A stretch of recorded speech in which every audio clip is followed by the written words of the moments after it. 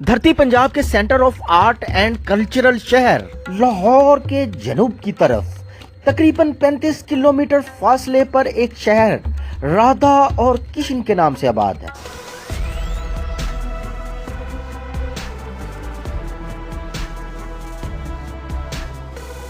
اس شہر نے کئی نابغہ روزگار اور نامور لوگوں کو جنم دیا، جن میں میاں فضل کریم، چیئرمین کراچی کاٹن ایسوسی ایشن 1965-66، پروفیسر جلیل علی، تمغہ امتیاز ایئر 2017، نامور ریڈیو براڈ کاسٹر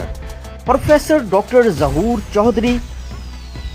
اور آخر میں مشہور انڈین مصنف اور award winning novel train to Pakistan کے خالق،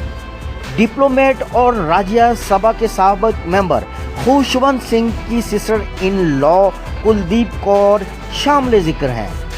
جنہوں نے اسلام کی خاطر انڈیا جانے سے انکار کر دیا۔